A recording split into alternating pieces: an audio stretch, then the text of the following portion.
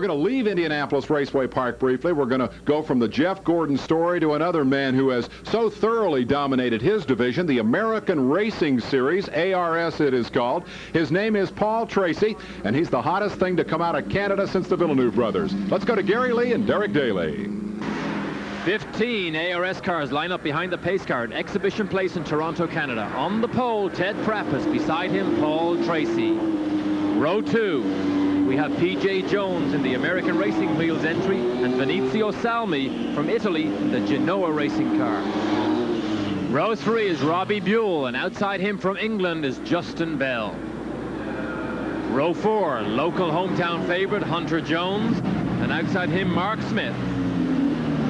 Row 5 has Mike Snow, and outside Mike Snow is Kathy Mueller, our French lady. Row 6 is Marty Roth, and number 89, Steve Shelton.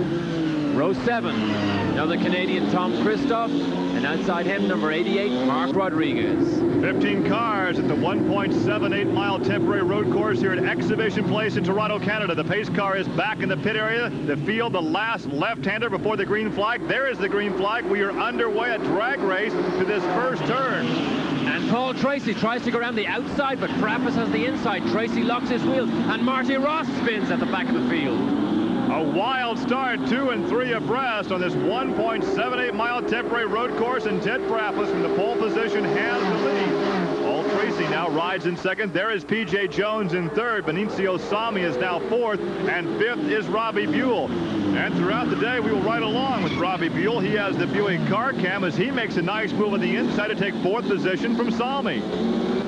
We're going to go inside with Robbie Buell right here. He goes down the inside under braking, turns in tight to the apex, makes the pass of Salmi. Little correction, selects his gears and sets off after P.J. Jones. Well, we see a textbook pass in that replay, and that's the way they're taught to do it in driving school. That's right. Prappas now chooses the inside, slides a bit wide. Tracy gets a good run, but P.J. Jones is all over Paul Tracy. Well, the first three are nose to tail, and Robbie Buell begins to close in from his fourth position as we look back into the pack. Tracy rides in second, right behind him, the American Racing Wheels of PJ, and here's a move to the outside. Not a place to pass. Can he make it work? He is on the outside, now tucks in. He's going to be on the outside again in his left-hander. Very aggressive move by Tracy, but he didn't get the job done. Look, he slides to the outside. They almost make contact, and he makes the move work. Down to the inside. That's one of the most aggressive moves I think we have seen. And look at P.J. Jones. He follows him through, but that was one of the best and most aggressive moves we have seen this year from Paul Tracy. In one turn, Prappas goes from first to third. Let's get on the pit area and check in with Chris McClure. Well, you had a little bit of a sandwich, but Ted couldn't hold him off. Did he say anything? No, we just know right now he's got no heat in his tires, and, you know, give it a few more laps, and hopefully we can get back up to the front there. Plenty of time left. Oh, yeah, plenty of time. We're looking good. Okay. Thanks. They think they're looking good, even though Paul Tracy did get through the pole man, Ted Prappas, after a lap and a half or so. Overcast skies, there are showers in the area. That could play into one strategy. It may be important to be out in front because this race may not go the full length. That's right. Paul Tracy is out there, but P.J. Jones looks very strong. Prappas dropped back a little bit. Salmi is still there. There's Mark Smith. There's Justin Bell. Kathy Mueller in the black number 4 car. And we go back to the front of the pack, and you can see now the first 4 are right together on the racetrack. And look at P.J. lock up the brakes into a right-hander. Ever aggressive P.J. Jones, but look at Tracy. Gets loose as he puts the power on. Here's Paul Tracy's stats for the 1990 Tour. 5 poles, 6 wins, which is an ARS record, and has completed every lap and led 94% of them this year. Very, very impressive. Here is the battle for 6th, 7th, 8th, and 9th. It's Mark Smith, Justin Bell, Steve Shelton, and Hunter Jones. Hunter Jones in the Take Care Molson entry, local favorite here from Canada, chasing Steve Shelton, returning after a sabbatical. Here's a pass. Prappas slides down the inside of P.J. Jones, back in second place. That battle for second position actually allowed your leader, Paul Tracy, to open up a bit of a gap between first and second, and a problem for Mike Snow. He has made contact with the left rear. Mike Snow, with a well-used and second-hand and broken left rear suspension on that car, made heavy contact with the wall. His day is over. Once again, we go back to the battle for second between the teammates. Ted Prappas in the St. Otto Drugs car and the number 21 American Racing Wheels entry of P.J. Jones. John Martin, who had a very successful season last year with Gary Rubio, is the team manager for Mike Snow. He is standing by in the pits with Chris McClure. John, early exit for your man out there. Do you know what happened at this point? Well, it just got away from him in the back. Looked like he hooked a wall with the left rear tire and broke a wheel and probably suspension. Had he reported any suspicions there might be anything wrong handling-wise after the warm-up or in the early part of the race? No, he was quick. We run quicker in warm-up than we did qualifying, so we was confident on the car. Okay, thank you. Mike Snow, he's out of the race early. They thought they'd have a good run, but it's gone away. Very experienced crew chief, particularly with ARS cars. He was the man last year who made the predictions every race, and they mainly came true. Paul Tracy continues to show his rear wing to the rest of the field as he has all season. Hunter Jones is in trouble, almost out of control. Yes, he does lose it, and takes Steve Shelton with him. Steve Shelton had nowhere to go, came round. Jones was in the middle of the road spinning, and now Shelton has made hard contact with that wall. Not a lot of damage to Hunter Jones' car, but some very serious damage. Back to racing, we can tell you that Steve Shelton has been removed to the infield kart medical center for further examination. And Paul Tracy now had a good jump on the restart. He got a great jump. I think he got a lesson from Tommy Byrne at Detroit on how to jump somebody at the start, so he's a nice, safe position. Here we are back inside the cockpit with Robbie Buell, the copper and brass sails entry, chasing P.J. Jones. There, the American Racing Wheels right ahead of him. Down the end of the back straight, under braking. Listen to the gear changing.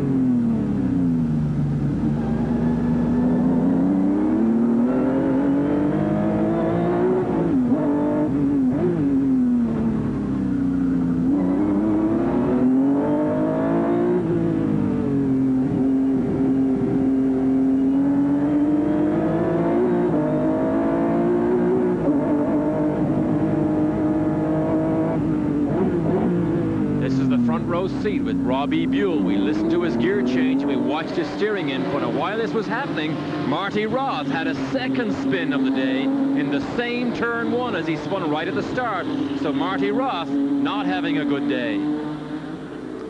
Back to the front of the pack, Paul Tracy continues to lead. The teammates are running second and third right now. Ted Prappas in the Say No to Drugs entry and the American Racing Wheels of P.J. Jones. And as a car owner, it can be gratifying to have your two cars up in front like this. It can also be very difficult to have your teammates running right together on the racetrack. Well, that's right. By themselves, we're back with Robbie Buell here, but by themselves, drivers have not been able to catch Paul Tracy this year.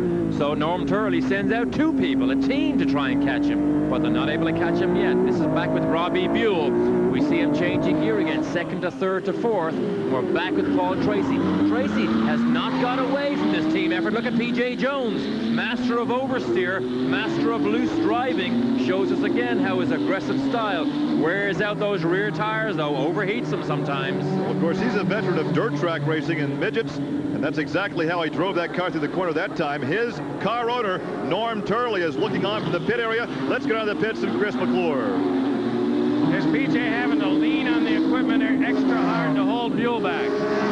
P.J. leans on the equipment extra hard all the time. I've never had P.J. relax at all, and I think he's driving the car as fast as he can, and we couldn't ask him to drive any faster. He gives it 110%. Okay, P.J. Jones working hard to hold third. Robbie Buell lurking just behind.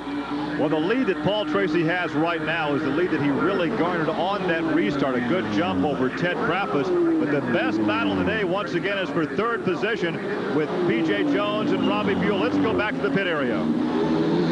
Best race for position right now is for third. Robbie Buell, heavy pressure on P.J. Jones. Mark Wida, is everything good with the car? Can he make a move? Is he biding his time? What's the tactic right now? Right now, he's just biding his time. He wants to try to save his brakes till the end of the race. We're just now at the halfway point of the race. Brakes are crucial here.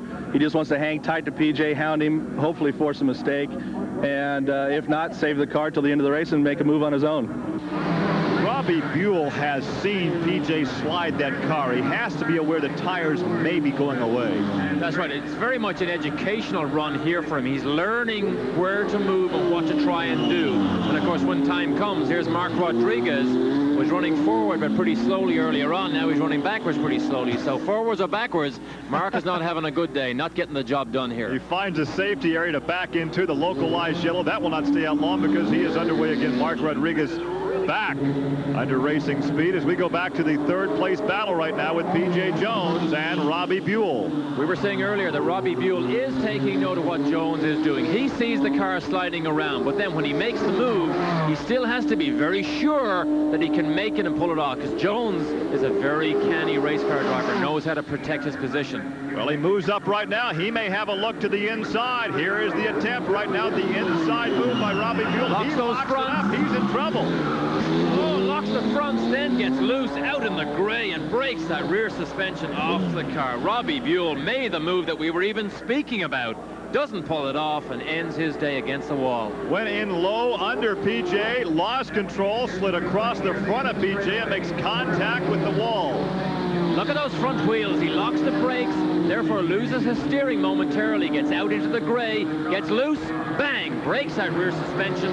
His day is done against the wall. Let's go inside. This is exactly what he saw. He comes up behind PJ, decides to go down the inside. Now he's a little bit too deep, locks those fronts. Now he's lost his steering, moves outside, bang, hits that wall, realizes the suspension is broken. Let's go back to the leaderboard. Paul Tracy leads Ted Prappas, P.J. Jones, Salmi, and Mueller.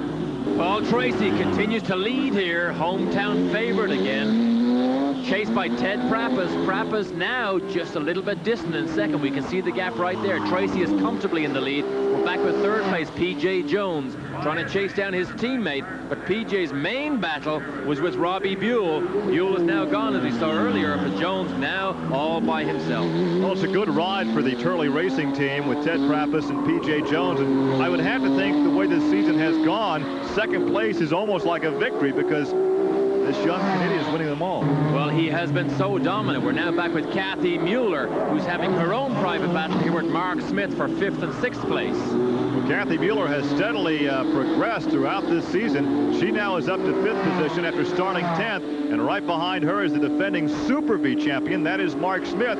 Mark has had one of those up and down seasons. He is presently 3rd in the point standings.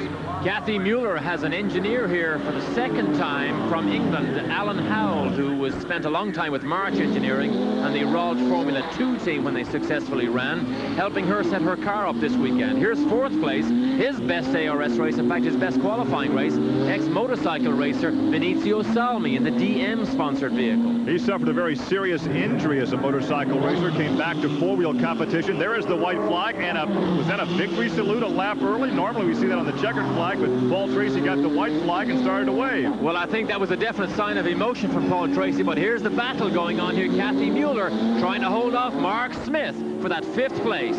And they are tucked up behind Mark Rodriguez. This could play to the hands of Mark Smith if he could trap Kathy Mueller behind Mark Rodriguez and slip on by, but time is running out. That's right. Mueller needs Rodriguez to move over right now because this is a run to the line right here. This is for 5th place. As they get the white flag, but the checkered flag will be coming out, and there it is, right behind Justin Bell is your winner, Paul Tracy. He has made it 7 for 8 in American Racing Series competition this season. Sherwin-Williams wins again for Lanford Racing. Here's the battle, though. Kathy Mueller does hold on to that 5th place. Mark Smith never got the chance to take it away from her. It will be a happy victory lane as Paul Tracy wins before his hometown fans. We're coming back to talk to him. Stay with us. Hitchhiker Robbie Buell gets a friendly lift back from Mark Rodriguez from the area where he crashed earlier on, saves him walking back to the pits, but Mark Rodriguez did not have a good day either. Well, this racing season, Paul Tracy has had a lot of good days. He picks up another victory, a handshake from Ted Prappas, who will take 2nd place. There's the helmet off, and let's go down to victory lane and check in with our victor, Paul Tracy. Balaclava comes off. Paul Tracy has been unstrapped. He's now got 7 victories in the 1990 season, the first ARS driver ever to win 4 consecutive. Paul Tracy, congratulations.